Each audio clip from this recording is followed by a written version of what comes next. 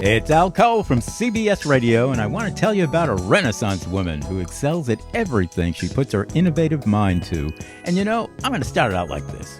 What would you say if I told you that I was going to introduce you to a lady who is a very successful business entrepreneur and a world-class creative force as a realtor, interior designer, hosts charity golf tournaments for wildlife, and is the cutting-edge author of the stunning Magical Forces Within? Well, Al, I'd say make the introduction, brother. I've just been dying to learn some of all of those things from somebody who sounds like a real magnetic lady. Well, you're in luck because not only can you learn about the fabulous life accomplishments of this woman, whose name happens to be Rhonda Grant, but week in and week out, Rhonda will introduce you to some of the most exciting guests on the planet as she hosts her own awesome podcast, The Rhonda Grant Show, on Contact Talk Radio. Week to week, Rhonda skillfully weaves the magical forces within her with the extraordinary discoveries in the sometimes ordinary lives of her guests who blossom before your very eyes through the guidance and know-how of such a skilled and sensitive host as Rhonda Grant. You got to check it out. Check out all the action at rhondagrantauthor.com. That's rhondagrantauthor.com to witness the extraordinary discoveries in otherwise ordinary lives. And I hear some of you asking right now, well, Al, how do you know all this? I'll tell you. It's because I weave some of the same magic on my own nationally syndicated show called People of Distinction. It's all about humanity at its best. Every guest with extraordinary things to say about the magical forces within life itself. Get it? So check them out. The Rhonda Grant Show, Extraordinary Discoveries in Ordinary Lives, and People of Distinction, created by me, Al Cole from CBS Radio, now hosted by my amazing son, Benji Cole. You can check out People of Distinction on Apple Music or email me for exciting updates on my music and my books too, especially Romance for Women on Amazon. Email me at al@alcoholic.com. You heard me right. That's AL@ALCOLEHOLIC.com. And I really want to thank my CBS radio listeners for coming up with that handle, Alcoholic. Seems like from day one, my listeners have been saying, Al, we love what you're doing there, brother. In fact, we're hooked on it. We're alcoholics. So here we go in classic form with a swing of a golf club as she hosts another charity golf tournament for wildlife and another incomparable Rhonda Grant show. So all together, everybody, here's Rhonda. Thank you for tuning in. You are listening to the Rhonda Grant Show right now, and we have many great guests on the show, and I have a great guest coming up. If you've been searching for a deeper meaning in your life, go to Amazon and pick up my book, Magical Forces Within. You know, we are all ordinary people having extraordinary experiences, and we have a fantastic guest on the show today, Preciousfuller. We're going to find out about her extraordinary experiences. Precious is a career coach and consultant with a focus on diversity, equity, and inclusion. Her impact goes far beyond any title due to her ability to connect personally and purposefully with those who she comes in contact with. Her love for humanity is evidenced through her mission to implement fairness, understanding, and accountability in as many spaces as possible. For Precious, the bottom line is people and helping them connect to create their environments that are conducive to all. In her words, it really is all about people and the acknowledgement as well as appreciation of our shared humanity. Welcome to the Rhonda Grant Show, Precious. Thank you, Rhonda. I'm happy to be here. I'm excited that you're here with us. My first question is, was there anyone or anything that helped guide you on your path that you're on right now? Absolutely. And I'm going to have to first start with the Smith family. That's the family I came from, Smith/Terry, but specifically Smith. When I came home from the hospital, that is the family that nurtured me, not just physically, but in my belief systems, being able to help me with my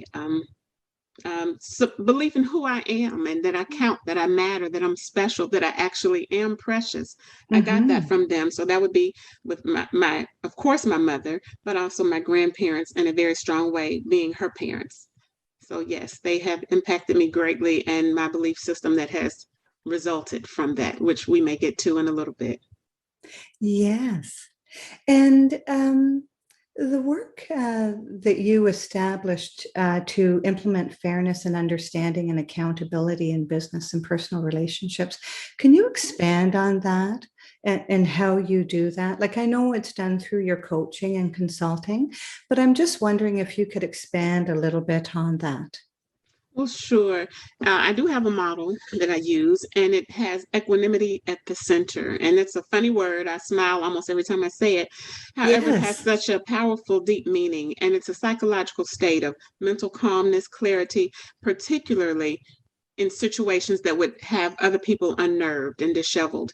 The ability to remain calm and settled and clear thinking during times of distress is very important because decisions are made during that time. People are impacted. So my emphasis is on equanimity before we do anything else. We want to start from a state of truthfulness and calm and what's real, not what our emotions are feeding us, not what our conditioning and belief system that has sometimes been skewed is feeding us. But we want to start with what is, and then we grow from that with education, with awareness, consciousness awareness, and aware of the conditioning that we have experienced in our belief systems.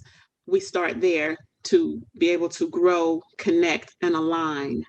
And in being able to do those things, those three, growing, connecting, and aligning with what is, we have results that come from that, whether we do it or not.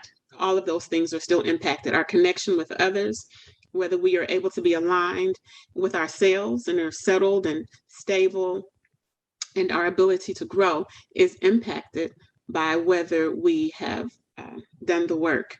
And if not, the results, we have an effect either way. Mm-hmm.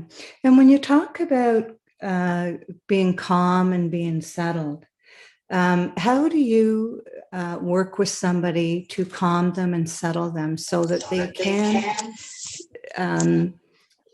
make the decision that they should? Because I know that if you're, excuse me, if you're stressed, it's hard to find that calmness and find that center in order to settle, to make the decision.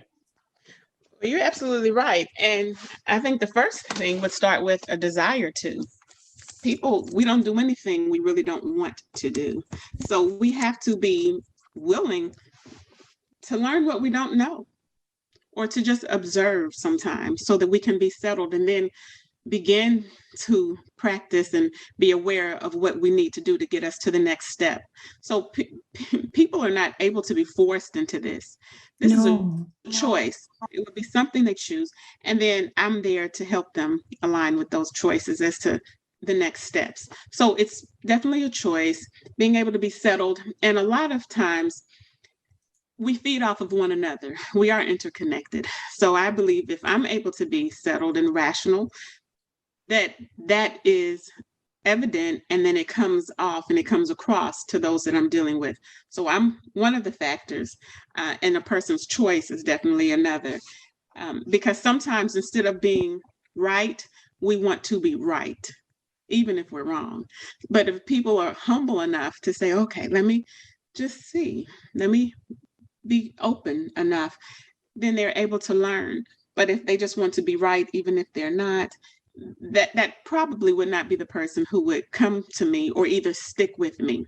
But those who are interested in, the settling process, we will practice that together. I settle, you settle, and then it's a choice. It's a choice as to whether you want what will come from this settled environment. And if not, then that's a choice. But when people do want that, there's more besides, there's more coming.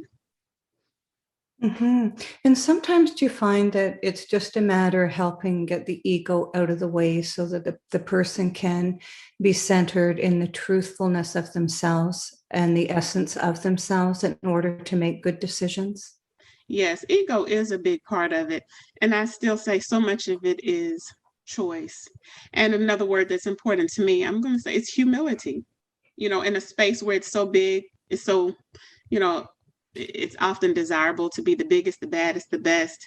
There's a saying, GOAT, the greatest of all times. We love those accolades, but there are times that we are foolish in them because we really are the same. And there are times we need to just settle with that.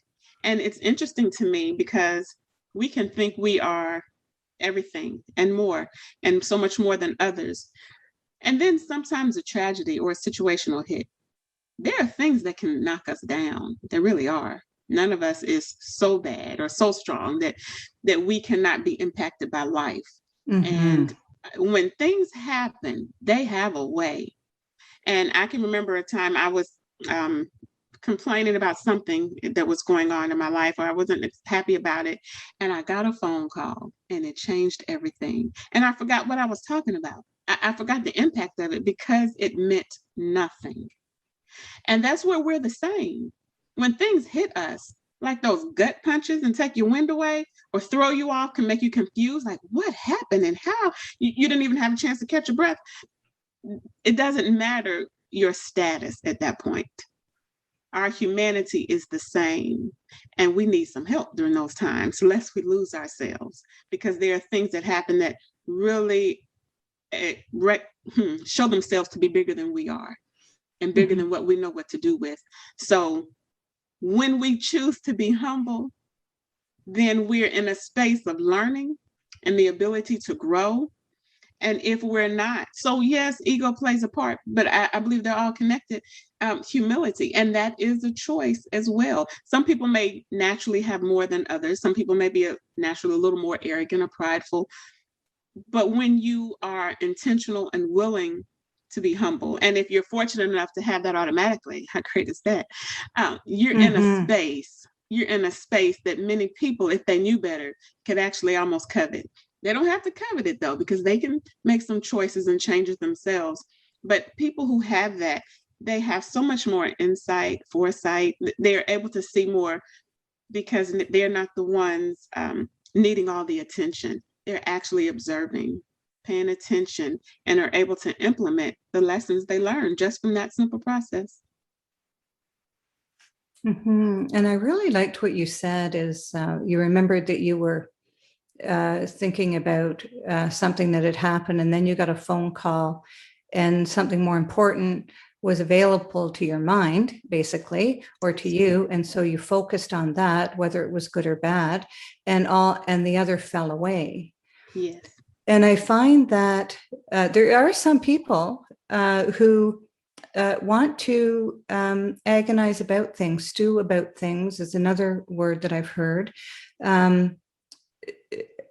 Because it's what they do, and they don't know how to break that cycle.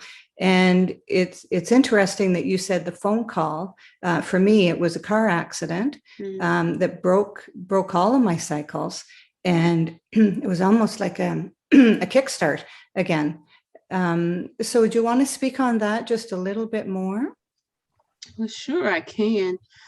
It's interesting because we can be very self-involved creatures, and there are times that things are happening to us that are impacting us, and we're due to feel it, acknowledge it, talk about it.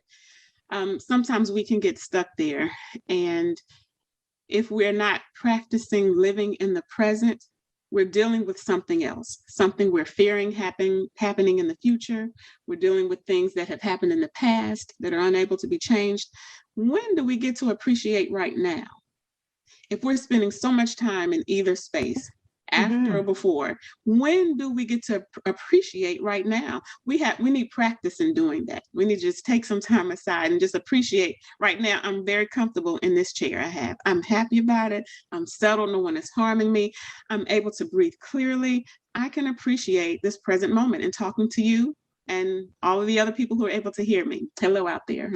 But if I'm so focused on other things, I don't get to appreciate. And these interruptions we have in life can sometimes bring us back because it interrupted us. Sometimes it needed to be something strong to really catch our attention.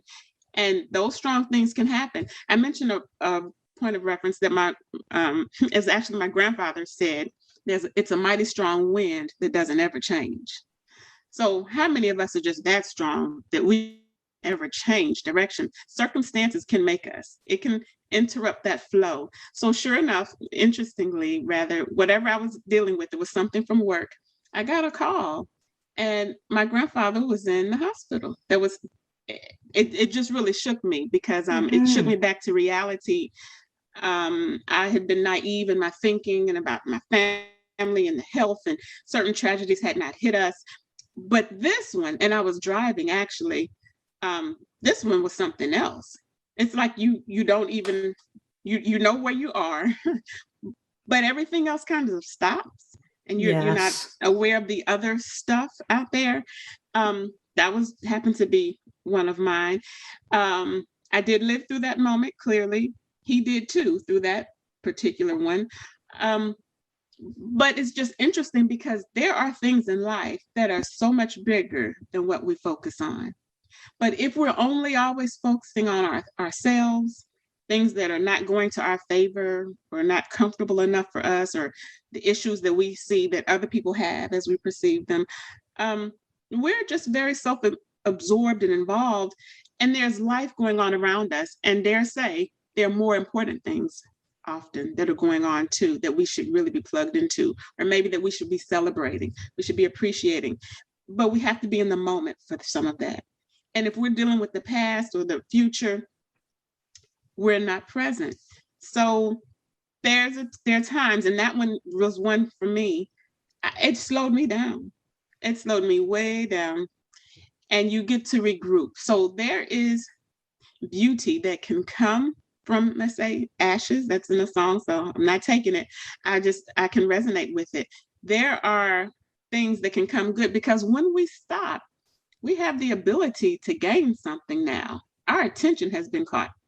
So now that my attention is there, what will I take from this? Who can reach me that maybe couldn't reach me before? What do I recognize that I couldn't see before?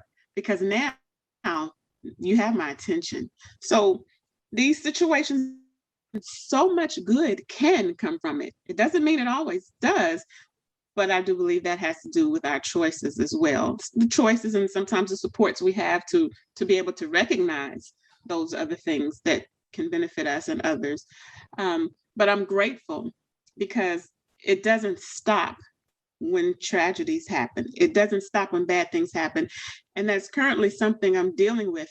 I'm such an empathetic person, and in having great empathy, I can absorb and feel the good when good is happening, but also the negative. And I have to deal with that. I have to reach to my power source.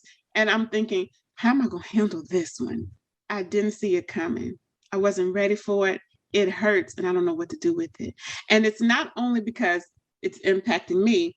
First, it's often because it's impacting someone else I know or love. Yeah. Because I am connected with humanity and our human condition. I know it doesn't have to be mine that something bad happened to, but it was someone else's, their loved one. And when that happens, and don't let me know the person, often even if I don't, but oh my goodness, that's personal. That is personal. And it shows me how fleeting life can be, how we cannot make any guarantees for ourselves or others.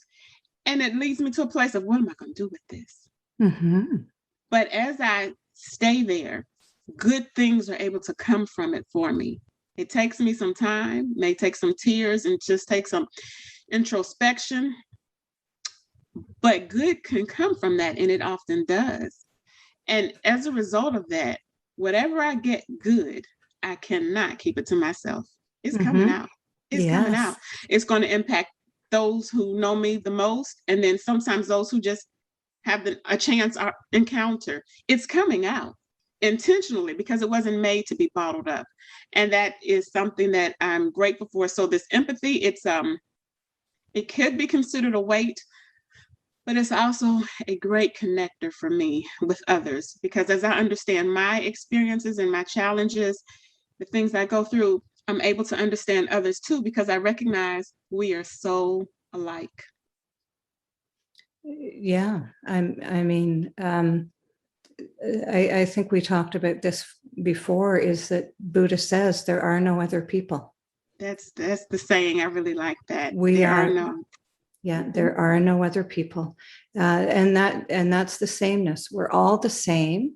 Yes. And people may not get that, may not know that.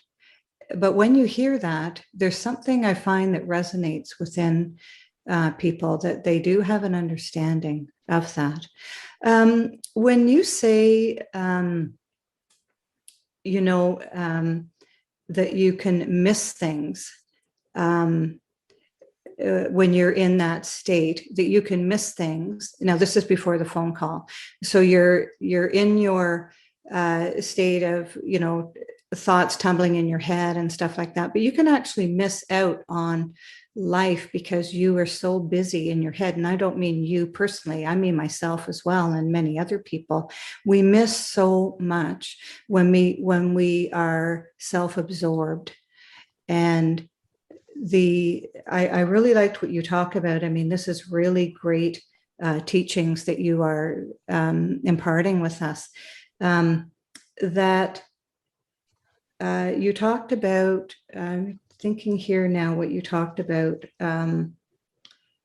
is being present, paying attention, and being centered in your body so that you can see and feel exactly what's going on, and separating from the self-talk. Mm-hmm. So what are you asking so me about? So I'm just summing that up, that I'm really grateful that you have taught us about that, because it's so important.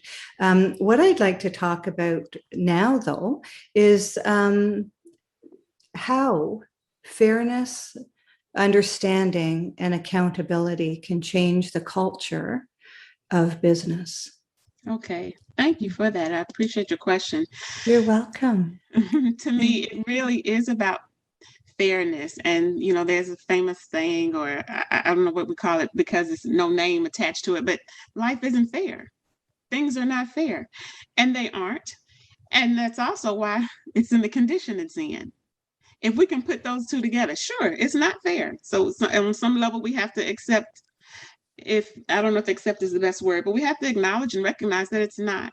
Mm-hmm. That's also why we're in the state we're in. Yes. And I relate that with people.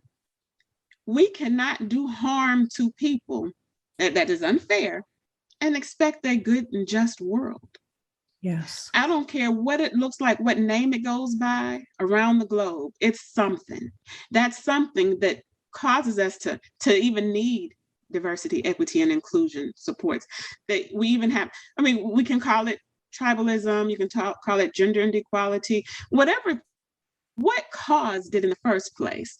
Who gets to sit in a seat to determine I get something and you get something else? Who determines that? Who gave you that ability, that power? And when we are not fair, it has impacts that are far-reaching. We're not even able to, sometimes we can dig a hole so deep, can't even see how to climb out of it. And it doesn't have to be something we did, but it could be something that was done, and now we're living the results of it.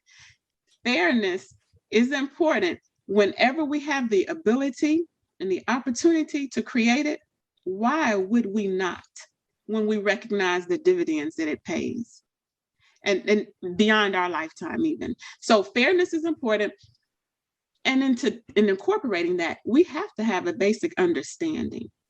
When we have been conditioned and we have such strong beliefs, but they're not rooted in what's fair or just, we've got to get there first. We've got to understand something's got to give.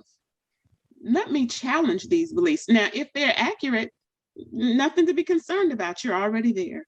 But if they aren't, would you want to know? And the truth is, some people know because they feel it's working for them. It really isn't. But as far as immediately, they feel that immediately it is in their immediate circumstances that it's working for them. may feel they're favored. So getting an understanding of, you got to go beyond the veil, more than surface level. You need an understanding, and you have to have accountability. For us to do the right thing, sometimes we have to be held to do the right thing. We have to know that I'm accountable, and your accountability could be to a source higher than yourself.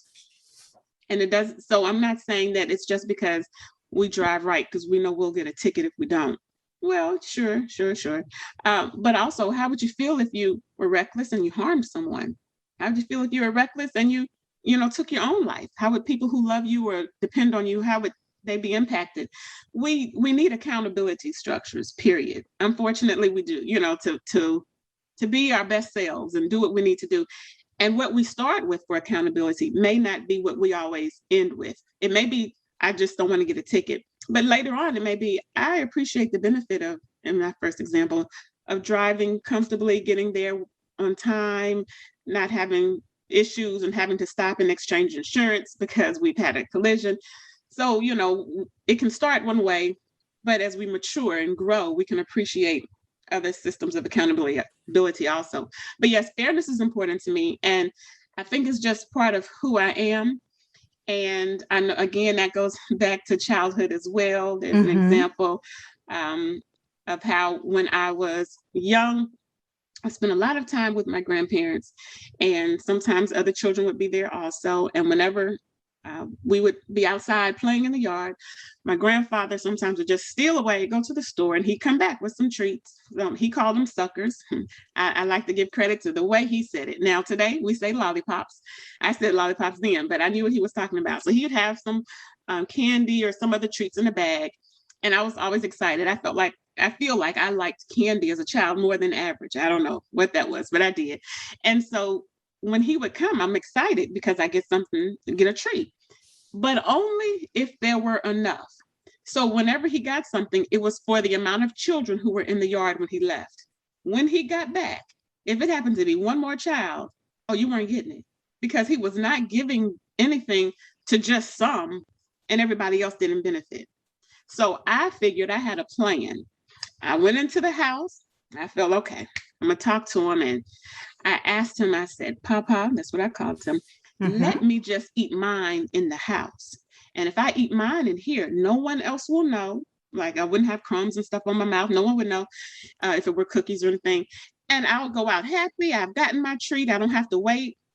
And everything will be good. And the other children will be none the wiser. And his answer was no.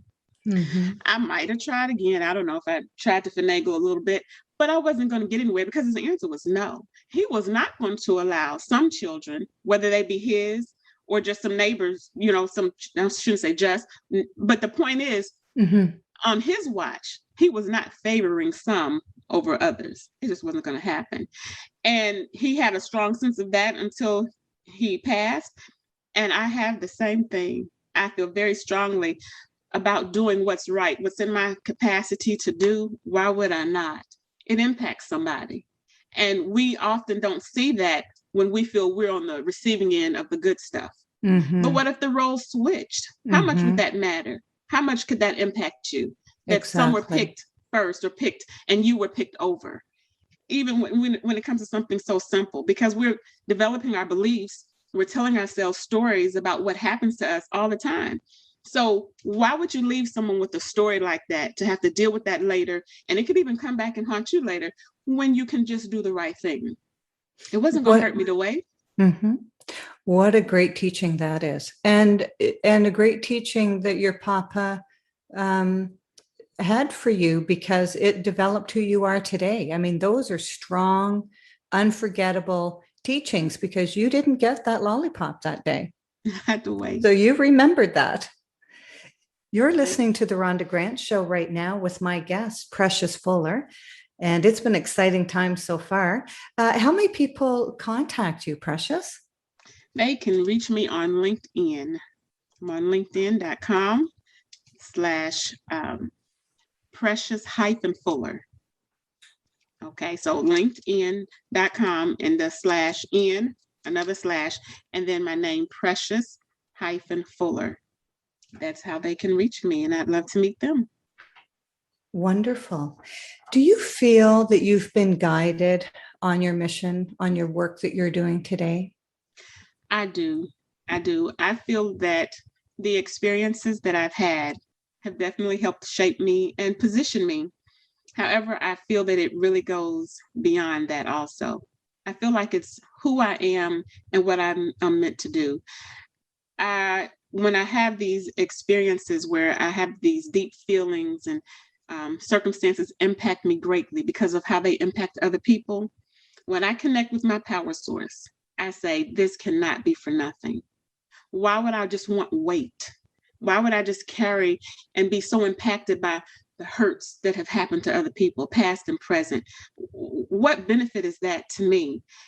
I have to make it a benefit. And the benefit is the learning, the healing, the help I get, I have to pass it on. Because those people's lives, past and present, meant just as much and mean just as much as mine, as yours. They mean something, not because someone says they mean something, but because they do. It's either true or it's not. And if you mean something, what qualified you? Could it just be your job, your status, your amount of money? So what happens if you lose your job? What happens if your health changes? Does your value depreciate too? We're not cars. We're humans. And we have value. An immeasurable amount of value. And that being the case, when things happen and they impact us, we are interconnected and they definitely impact me. Why? Why do I have that? Why do I have this? And it's got to be for something. It's got to be for greater good, for humanity. It's important to, and I'm doing that, sharing that and helping and teaching my children. And they are really walking in light. However, there are a whole bunch more children out there too, and they're just as important as mine. There are other people out there too that are just as important as any life that has been created on this earth. So that being the case, it's deep for me. It's deeper than any particular education. It's real, it's personal, and it's down in the DNA. The point is, whatever I'm able to do to help humanity, I'm supposed to do it. That was something it's a requirement of me, and it goes beyond an assignment that a human being can give me. And I recognize that the things I feel, I'm grateful to have a place and a space to work through those things. I have time to sit with my thoughts and to grow from them and learn. What happens to people that are in such fast motion? They don't get some of the time they need to be restored and to heal from events and traumatic things that have happened to them. They matter, and they matter so much. And whatever can be done to reach out and to help them to know that, and the healing that can come from that, oh, it's worth it. It's worth it. So my emotions are worth it when they can reach somebody, when they can help somebody. The impact, rather, can be of benefit to humanity, because it won't be because of me. I'm just one being used for that purpose. And I'm grateful and honored to do so. What extraordinary discovery have you found in your life? Extraordinary discovery. I appreciate life. I appreciate people. And it's beautiful as I'm making connections with people all around the world, how similar we are. The discovery is that our accents are different. Our customs are different. But when I meet people and we have a shared likeness, it is so rewarding. So to me, the discovery is people, and in how truth stands. And it can be referenced differently in the sense of, how we express them based on our experiences, our personalities, our cultures, but it's universal. And when I connect with others on the reality and the importance of humanity and how to treat one another, it's so rewarding to me, because life has not sapped that out of us. Whatever experiences we've gone through, it has not taken that away. It's not able to. And I just am grateful when I'm able to connect with people. I feel that's extraordinary, that we can look different, but be so similar. And really, we don't look different either. We all have the same features. They may look a little different on each person's body and face, but we have them. And I just appreciate the connection that we can We've lived in different places, but we come together with what's real and what resonates with us. And that is so comforting to me because we have such a powerful benefit for an ability for good for the world. Yeah, we sure do. A couple of times you've referred to your power source. Can you tell the listeners what you mean by that? What is your power source? Sure. I make no qualms about it. I trust and believe in God. He is everything to me, and I can access him anytime I choose to, and I'm grateful. So yes, God is my power source. That's wonderful. And you can rely any time of the day. You can rely on that. Absolutely. Absolutely. That's what gets me through. It's not on me. I don't have any power and ability on my own, but I do have what I get when I'm plugged in and what he gives to me. And so that's what I am eternally grateful for. He's my strength. Wonderful. Is there anything that we haven't covered that you would like to talk about? One thing that is just important to me, and it may have come out, is the importance of understanding and accepting that we are all equal. When we get that, we won't have needs for other programming to help with the symptoms of not doing that. And it's just important. And so whatever people's beliefs are as to how they originated, we all originated the same way. People. As is your quote you mentioned earlier, we say there are no other people, but we are the only people. Forget how you put it. If you get that, you cannot justify mistreatment of some. But if you do not understand that, oh, you can. You can create hierarchies, caste systems, and you can justify it in your mind because you've created such difference. But that's it. You've created that. It's not real. It's not. And if we can accept that, what a world, what a world, what a world.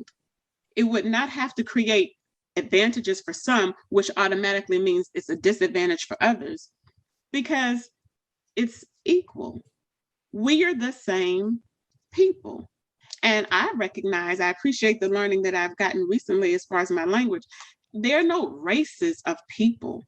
We are a human race. There are different ethnicities, cultures, nationalities. Let's call it what it is, because when we justify different types of people in the sense of like this, I'm a part of one race, you're another, it can come with the connotation that some are better than others. And we see the results of that. And it's not true. And so we get to choose sometimes if we want to just stay right, which we're not always right, or do we want to be right? If you are wrong, would you want to know it? And if your wrongness is causing harm, which it will, especially when it comes to people, would you want to know it? And would you self-correct? Would you be willing to be adjusted and to have things brought to your attention so that you can adjust? And it doesn't have to be done in a threatening way. It's not about a threatening way. It's a better way. So being able to acknowledge and recognize the truth of our equality as humans, I think it's everything. And it would be reflected in the ways we interact with one another, and it will impact our world exponentially. So to me, that will be a point I can end on. If we can just do that, and the point is, I take the if away. We can. It starts with each individual. We can, and I choose to.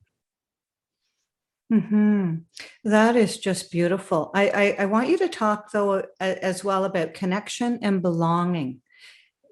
Yes. Okay.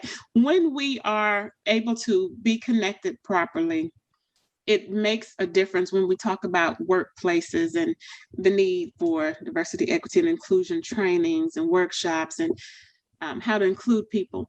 When we recognize people are people and that we are the same, we have differences. So I'm not trying to paint a broad stroke that we all fit into, that we're all the same, because we're not. We have no fingerprints are not the same. In this great big world, each of us has a different set of fingerprints. We're unique. So that's our word. I'm going to say we're unique. Yes. However, when we understand our sameness also, the results are different as to how we set our systems up. all of the systems that we have in whatever parts of the world we live in, our communities, our organizations, our corporations, businesses, our departments that we work in, that connection and understanding, we can grow from that in such a way that we can get the best out of one another. If I'm plugged in, I can give you all I have. I might have an answer to something that you don't, because we're like puzzle pieces, parts of a whole. So you don't have the missing piece until you invite me in, nor do I until I allow you in too, because we have our own separate light and givings that we bring to the table. We have a special give. And when we are connected with one another, we allow that give to happen naturally, because I don't have it, you do. Or something else, you don't have that piece, but I do. And I'm fully equipped to share it and give it, and you the same. But we've got to come together for that to happen. So in a space where people are involved, which are the spaces we occupy, we need to have that connection. And when we are connected and we have a sense of belonging, we show up. We show up and we give our best selves.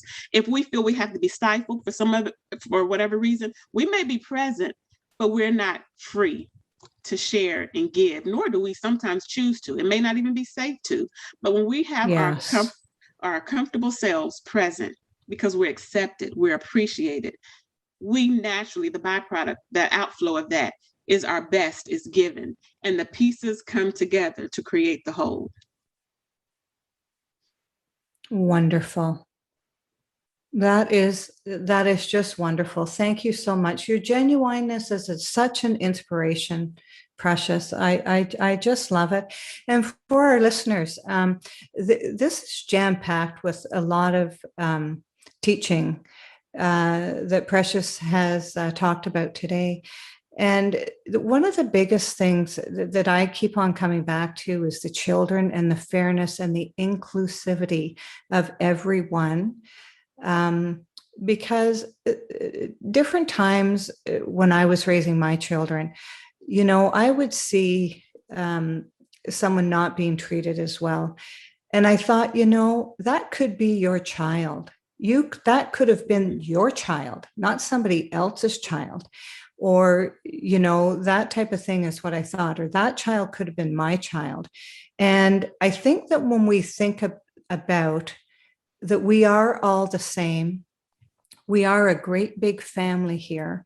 And if we saw it that way, and if we saw that if we had the energy to give the same to everybody, that we would be unstoppable as a human race. Absolutely. How powerful is that? And I appreciate that so much, because if we can look at the situation, like you said, what if that were yours? Mm-hmm. That is someone else's. That really is someone else's, that person's child, friend, neighbor, that person's life is connected to another. And it just may not be yours directly, but indirectly, we are all connected anyway. So I appreciate you bringing that to the table, because sometimes we have to stop and ask that question. What would change if it were mine? Mm-hmm. How much care and concern would I have for this to be resolved or addressed? How important would it be for humanity to grow if I were the one being targeted, or if someone I loved were the one being targeted? It changes things, because it's become personal. We're not able to be narcissistic in those moments. We are empathetic. We're understanding that we are part of the same. Mm-hmm. I want this to be resolved and helped, because given enough time, it finds its way back to your door. It can. In your lifetime, or your children's, it finds its way back around. Why not stop this in its tracks and replace it with something better? Because that something better it revolves too.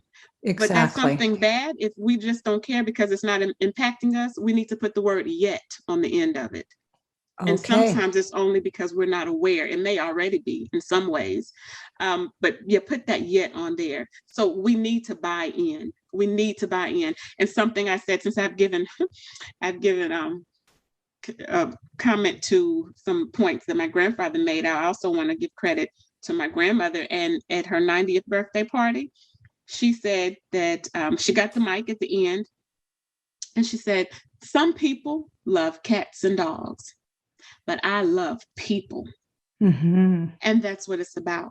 It's about loving people. And when we are able to be empathetic and ask the question that you said, what if that were mine? How much difference would that make? We need to care enough, not just care, but sometimes care enough to do the next thing. What is something? And sometimes we may just have to sit with it for a minute because we don't know that thing yet. Mm-hmm. We have to let it develop. We have to let it grow. It's got to take root. And then we have to decide, it's a process, but the process is worth it because it's worth it to whoever it would impact. Exactly. Can you let our listeners know where they may connect with you, Precious? Sure. One more time? Yes. The listeners may connect with me on LinkedIn, and I'm on linkedin.com/precious-fuller. linkedin.com/precious-fuller. I'd love to meet you. Thank you so much. It's been such a pleasure having you on the show, Precious. I hope our listeners listen to this podcast a couple of times and write down a lot of the goodies that you gave us. And the depth of what you've shared today has been just marvelous. I just loved the whole time we've shared together. Thank you, Rhonda. I've enjoyed it as well. Thank you. Theme song coming up for the Rhonda Grant Show, Sun on the Water, is composed and performed by my friend John Park Wheeler. This is Rhonda Grant with the Rhonda Grant Show, author of Magical Forces Within, Extraordinary Discoveries in an Ordinary Life, inviting you to look for the magical forces within yourself today and every day. Thanks so much for tuning in. Thanks for tuning in to the Rhonda Grant Show with your host, Rhonda Grant. If you would like to find out more information about Rhonda and her upcoming guests and the work that she does, go to her website, rhondagrantauthor.com. That's rhondagrantauthor.com.